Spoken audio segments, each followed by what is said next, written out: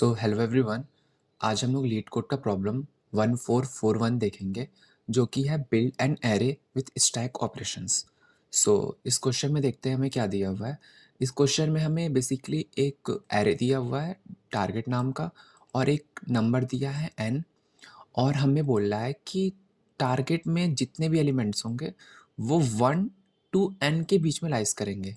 यानी कि यहाँ पे n इज इक्वल टू 3 दिया है, यानी कि टारगेट में जो भी वैल्यूज़ होंगी 1 और 3 के बीच में ही होंगे। ओके।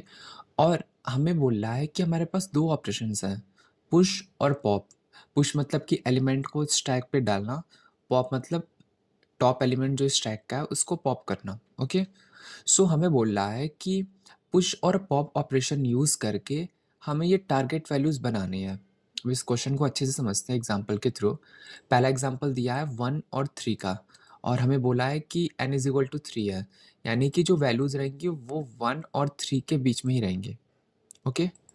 सो सबसे पहले क्या कर सकते हैं, अगर हमको ये 1 चाहिए इस 1 के लिए, तो हम लोग 1 से 3 के लिए स्टार्ट करते हैं और 1 को हम लोग पुश कर देंगे। तो हमारा आंसर में हो जाएगा पुश, ये 1 के लिए। ओके। और अब अगला एलिमेंट है 2।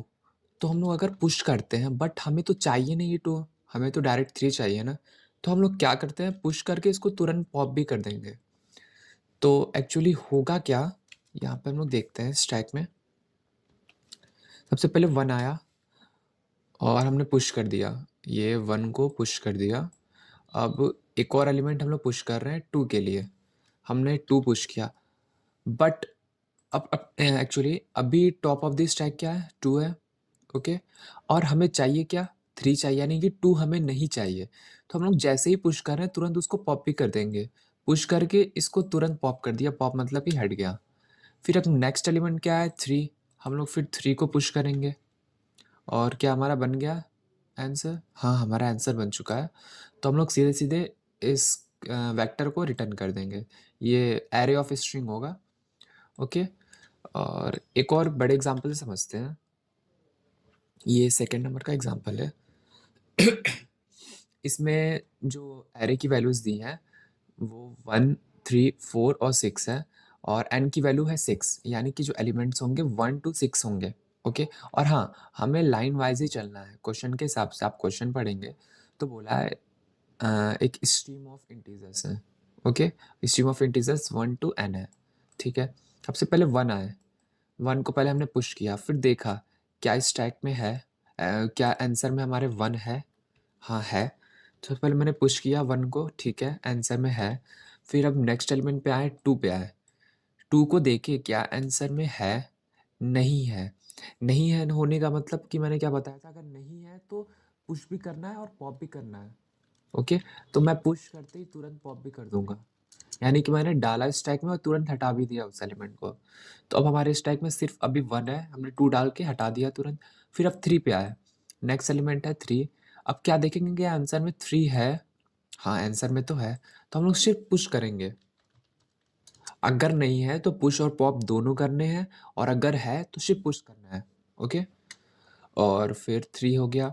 अब 4 पे है, 4 क्या एलिमेंट है, हाँ है, तो ठीक है 4 के लिए भी पुश कर देते हैं। फिर नेक्स्ट एलिमेंट पे आएंगे 5, क्या 5 है हमारे आंसर में, नहीं है। ओके। तो हम लोग पुश करके तुरंत पॉप भी कर देंगे, पुश और पॉप। ओके। फिर नेक्स्ट एलिमेंट पे आएंगे 6 पे, क्या 6 हमारे आंसर में है, हाँ है, तो हम इसको सिर्फ पुश करेंगे, पॉप हम यहाँ पे नहीं करेंगे। ओके। सो ये मेरा सोल्यूशन था। और चलिए अब आपको कोड दिखा देते हैं एक बार। C++ में कोड है, बट कोई बात नहीं, अगर आपको जावा आती है तो आप इजीली कन्वर्ट कर सकते हैं इस कोड को। तो C++ में इन्होंने बोला है कि एक वेक्टर ऑफ स्ट्रिंग रिटर्न करनी है, यानी कि एक एरे रिटर्न करनी है ऑफ स्ट्रिंग। ओके। तो मैंने सबसे पहले एक आंसर बना लिया, और करंट एलिमेंट को मैंने 1 कर लिया। मैंने यहाँ पे क्या बोला था कि जो n दिया हुआ है 1 टू n हम ट्रैवर्स करेंगे। ओके। तो इसीलिए करंट एलिमेंट मैंने अभी 1 रखा है, और फिर हम लूप करेंगे। फॉर लूप मैंने चलाया है 0 से लेके जो एरे हमें दिया है उसके साइज तक। ओके। और हम लोग उस फॉर लूप में चेक करते रहेंगे। सबसे पहले एंट्री लेते ही सबसे पहले चेक करेंगे जो करंट एलिमेंट है, जब तक वो टारगेट ऑफ आई के बराबर नहीं हो जाएगा। यानी कि जैसे कि हम जो आए थे इसमें, जो करंट एलिमेंट अभी मैंने 1 किया है, तो जब तक ये करंट एलिमेंट प्रेज़ेंट आई के बराबर नहीं हो जाता। हाँ, ठीक है, स स्टार्टिंग में तो था, ठीक है। तो यानी कि पहला इस लूप में नहीं जाएगा, वो सीधे-सीधे इधर आ जाएगा। और मैंने क्या बोला था, अगर वो एलिमेंट है, ये तो कंडीशन है जब तक नहीं है। जब तक नहीं है हम लोग पुश और पॉप दोनों करते रहेंगे और करंट एलिमेंट को इंक्रीज़ करते रहेंगे। लेकिन अगर होगा, तो ये व्हाइल लूप में नहीं जाएगा या फिर व्हाइल लूप को क्रॉस करके यहाँ पे आ जाएगा और आंसर डॉट पुशबैक करना है हमें सीधे पुश, और हमें सिर्फ़ पुश करना है। अगर एलिमेंट नहीं मैच करा तो ही पुश पॉप दोनों करना है, नहीं तो सिर्फ़ पुश करना है और करंट एलिमेंट को इंक्रीज़ कर देना है।